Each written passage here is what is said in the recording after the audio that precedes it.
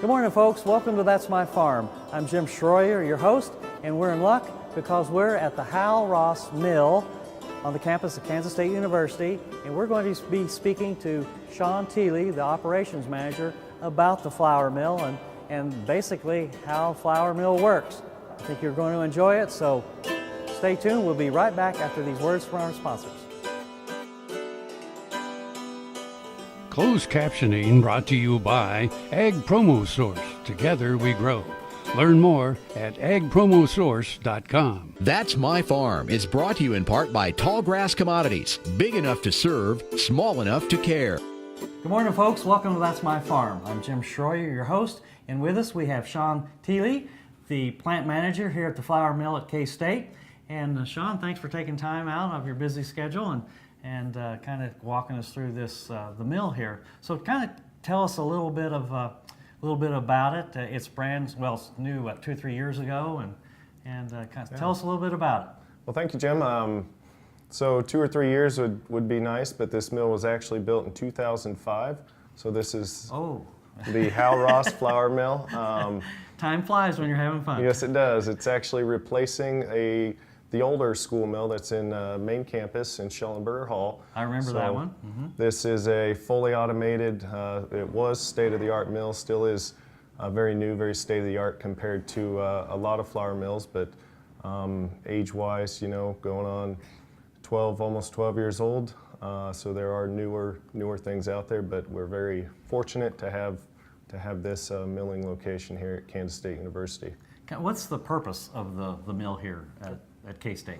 So this mill is primarily a school mill, so we use it most of the time for teaching. So we're training undergraduate students in the milling science and management program how to take raw grain and mill them down into base product or finished product. Primarily here, the flour mill, we're taking wheat and milling it into flour. So what happens with that flour after it's milled? Is it sold? Some of it's sold through our Milling Science Club locally to local businesses or people that know about it. Most of it is donated, though. I like to say we're here to make quality flour millers and not as much quality flour for commercial scale baking. So Sean, this is kind of a one-of-a-kind type of milling operation attached to a university. Yes. So this is pretty unique. The mill itself is a commercial flour mill, so we can commercially produce flour if we went down that route.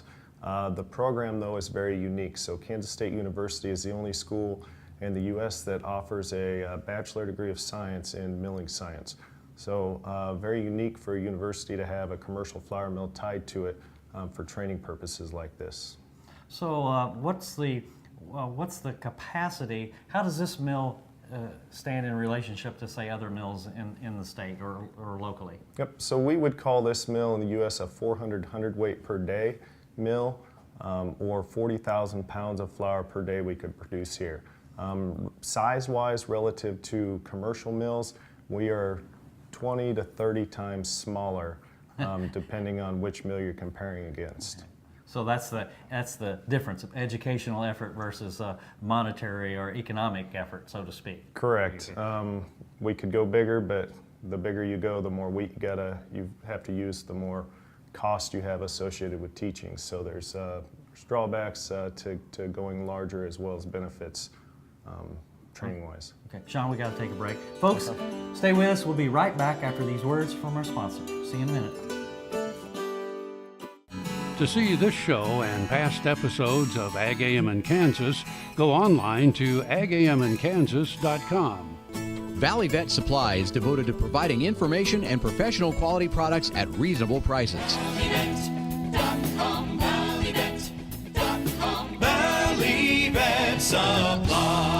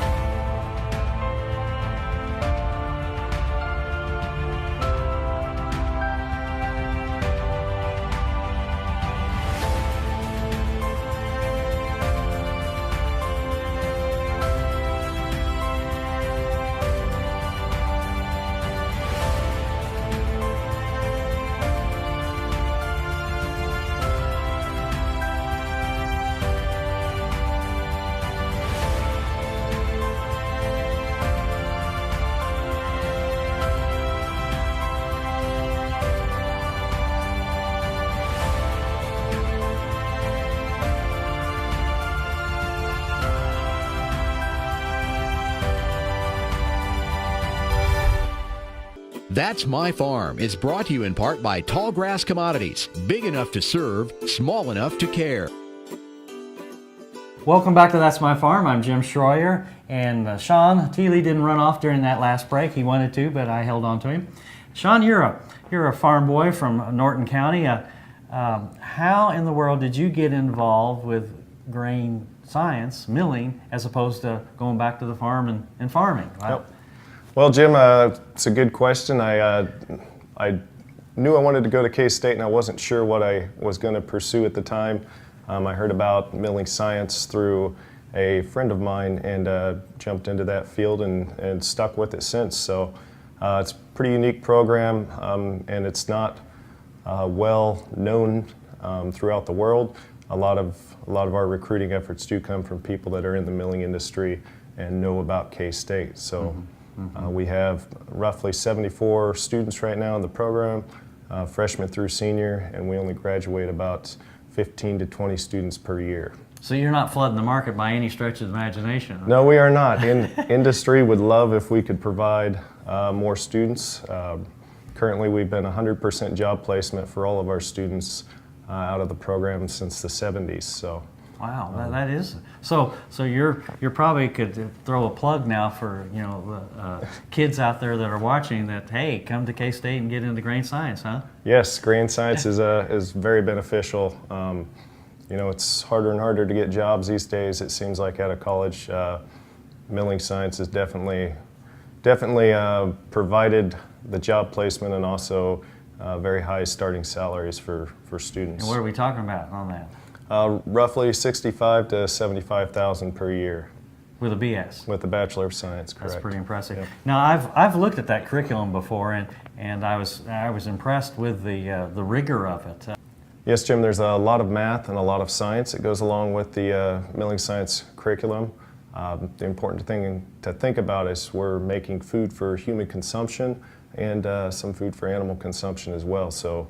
It's very important for the students to learn everything that goes along with that to keep the people and animals safe and produce healthy products. Right, that's a good point. Now, we think of a flour mill just in Kansas, a hard red winter wheat, but you're able to do more than just hard red winter wheat here.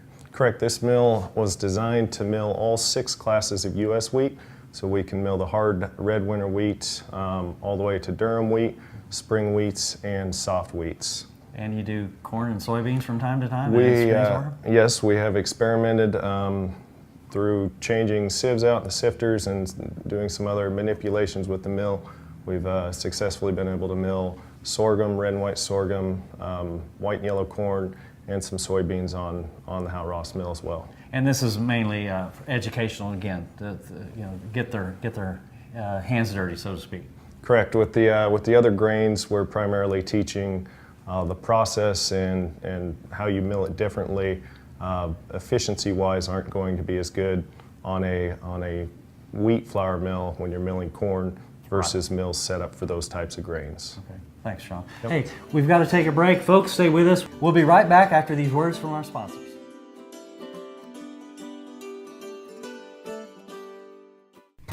Summer is busy at Tarwater Farm and Home. We have just about everything you'll need for your summer projects, and we're consistently competitively priced.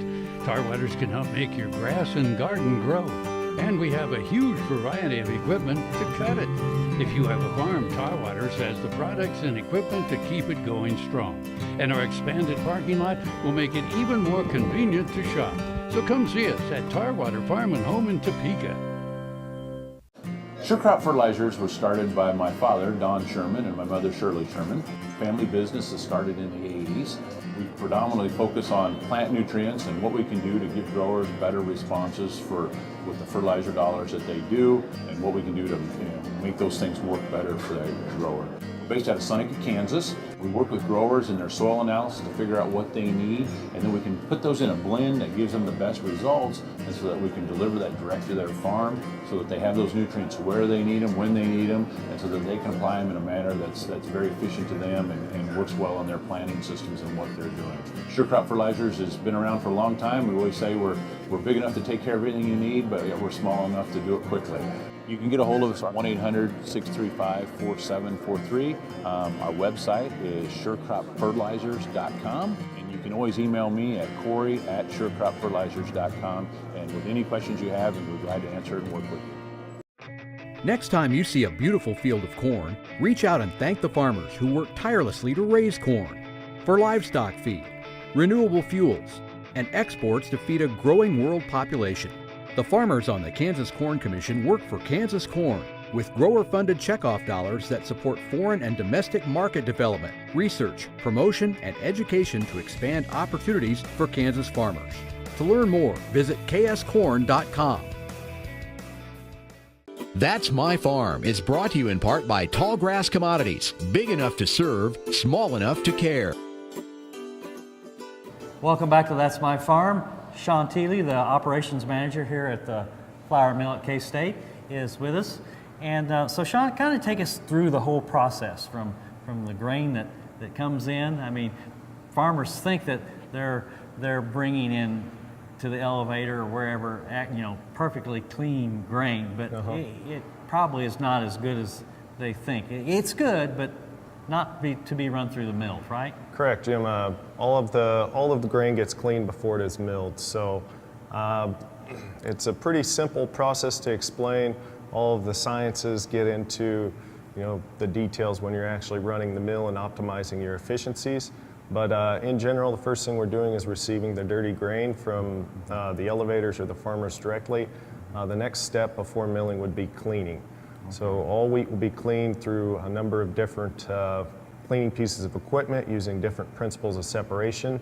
But our goal is to remove all what we call non-wheat material and non-millable wheat.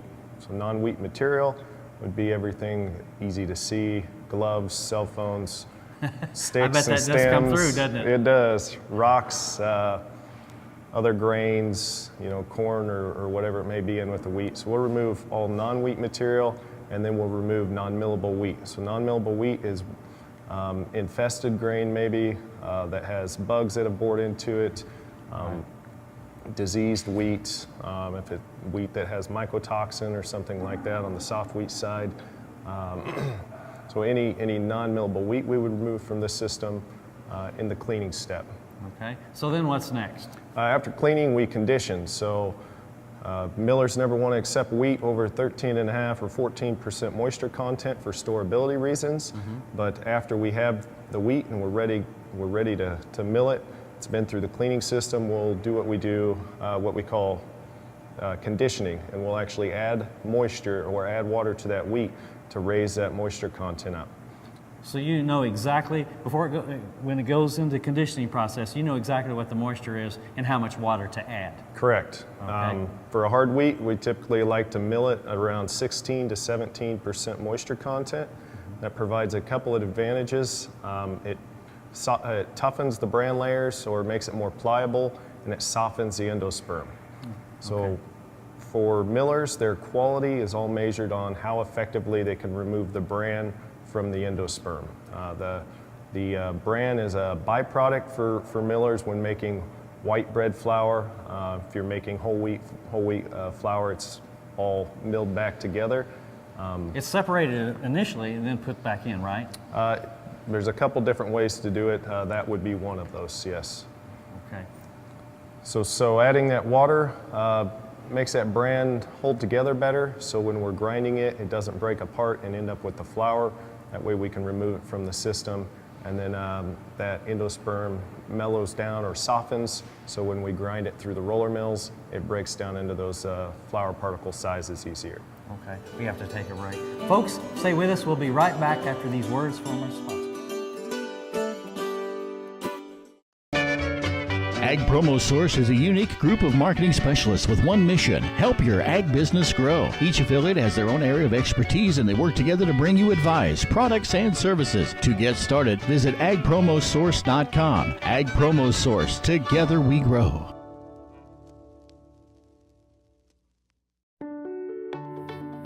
I'm Roxanne Strew, veterinarian in Western Iowa. I have a veterinary clinic and started doing stem cell therapy on dogs in August of 2014. And after the first 2 dogs, after 3 weeks, I saw such dramatic results. I said, hey, I have arthritis. I have joints, really need this help. Where can I go to get this done?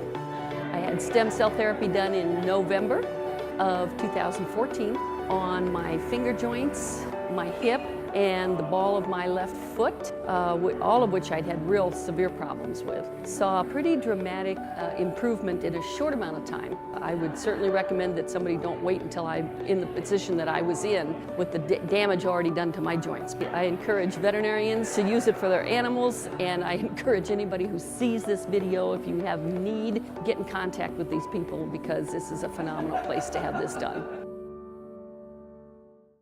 That's My Farm is brought to you in part by Tallgrass Commodities, big enough to serve, small enough to care. Welcome back to That's My Farm. Sean Teely, the operations manager here at the mill, is with us. And Sean, we got up to conditioning on that last segment and talked about that a little bit. So take us on from conditioning. All right, so after the water's added to the wheat and we've conditioned it, we give it a little bit of time, up to 24 hours typically, for that water to absorb into the wheat kernel, and then it goes straight to the milling process. So the milling process is where we're making the flour, if you would. That's where we're grinding the wheat and getting that finished flour. Okay. So it's done through a few steps, but it's a gradual reduction process, so we're very slowly and gradually opening up the grain kernel, breaking it apart. That starts with what we call our break systems. So the first 4 to 5 roll stands is going to be opening up the wheat kernel and scraping away the endosperm from the bran layers. After that's accomplished, the bran will exit the system and it'll go to a byproduct bin. Then we'll take that endosperm and we'll what we call purify it or clean any smaller bran pieces away from it before the clean endosperm goes to the reduction rolls. Explain the reduction rolls a little bit to me. Yep. So reduction rolls are just 2 large metal rolls. They're grinding towards each other. You close them together. The endosperm goes through the center of them, and then you adjust your grinding pressure so that you can break that endosperm down into that fine powder that everybody knows is flour. So, okay, milling is a science, obviously. It's milling and grain science, but it's also an art form as well. Wouldn't you say? I mean, Correct. you have to have some wherewithal to get it to the right product. Yep. So what happens if it's a little too tight on those rollers or too far out? What So can happen there? there's always flour specifications that the millers are aiming for. So the bulk of the flour is sent to bakeries across the U.S. and they have a specific requirements for that flour. So the millers will grind to maximize the amount of flour they can produce, and then they'll do a lot of blending to meet specifications for bakers. One of those specifications are typically your moisture, so it's got to be below 14% moisture content. Protein is a big one, so different proteins on flours will make different products. Right. And then your ash content, which is the measure of how much bran contamination you have in that flour. Okay. So take us on from the reduction then. So from the reduction system, the milling system, if you would, you've got your grinding, your sifting, and your purification step. That's kind of what we walk through. And it just continues. You just continue to grind, sift, purify, or grind, sift until you've reduced that endosperm into flour. To the specification that whoever wants So then it. the flour is binned, and then the flour can be blended to meet specifications. Okay. Sean, thanks. That's I appreciate you kind of going through that with us there. Folks, we have to take a break. Stay with us. We'll be right back after these words from our sponsor.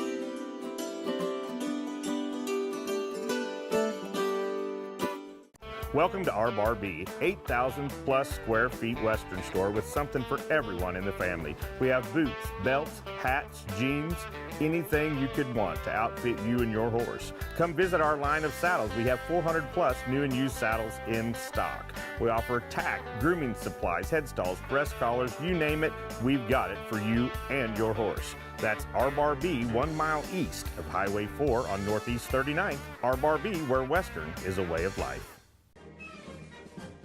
Fort Wallace was the fightingest fort in the West.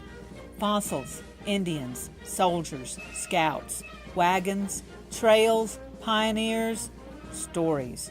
Discover the story of Fort Wallace and the people who served here, the people who fought here, the people who settled here. Wallace County, where the past is present. Hi, I'm Kim Mandring with Hardy Insurance. I'm here to help you with all of your farm and ranch needs. When it comes to protecting your operation and your family, you need a name you can trust at a price you can afford. Call me today or visit hardyaviationins.com. That's My Farm is brought to you in part by Tallgrass Commodities, big enough to serve, small enough to care. Welcome back to That's My Farm. I'm Jim Schroyer, and with us we still have Sean Thiele, the operations manager here at the mill. Sean, we talked a little bit about earlier, that is, of the 6 classes a week that you can mill. Just remind us all what those are and what they're used for. Yep. So the six classes of wheat are really broken down into a hard wheat, a soft wheat, or a durum wheat. With the hard wheat, you have a hard red winter or a soft red winter. You've also got a hard white, you've got a soft white, and then your durum wheat. So durum wheat is the hardest of all the wheat classes. It's used primarily for pasta production. Your second hardest wheat would be your hard red spring and your hard red winter wheat classes. Those are going to have a higher protein content and are used for making breads. And then your soft wheat classes, those are going to be the lowest protein content. Those are used to make cookies and pastries. Right, okay, I'm getting hungry already. Yeah. But, good to remind us of what those all are. Now, kind of changing gears here a little bit. So, tell us how this mill fits into the whole scope of the Grain Science Department. Yep, so Grain Science and Industry has a lot of industry support, which is why you hear the industry on the end of the department name. But the other parts that make up the department would be the milling science and management, Bachelor of Science degree we talked about, and then also the baking science degree and the feed science degree. And then the last component would be our IGP Institute, which houses our industry outreach and training for distant education. Now that aspect of it is not just, I think of extension when you think of outreach and that sort of topic, but you're talking about international as well with IGP, right? Correct. The big idea behind the IGP Institute is to bring the international visitors and professionals in and give them training on U.S. grains and also the U.S. processes on how we mill to better educate them in hopes that we can generate more export sales of U.S. grains to other countries. Okay. Now you're going to be moving over, or you have a position over in IGP now as well, so kind of tell us a little bit about that. So I'm currently the flour milling and grain processing curriculum manager at IGP, so I'll teach flour milling short courses. There's also distant education side for online courses at IGP. There's also a feed manufacturing specialist over there and a grain marketing and purchasing specialist at IGP. Okay, so for the time being though, you're wearing this hat, the milling operations hat, and the hat over there as well. Correct. One of the great things about working at the university is you always get to expand into different roles, which is fun. That's a good way of saying it. Yeah. That's an opportunity, right? There you go. Okay. Sean, really appreciate you taking time to show us the mill. This is a wonderful educational tool. Folks, thanks for being with us, and don't forget, next week about this same time, we'll have another show of That's My Farm. See you then.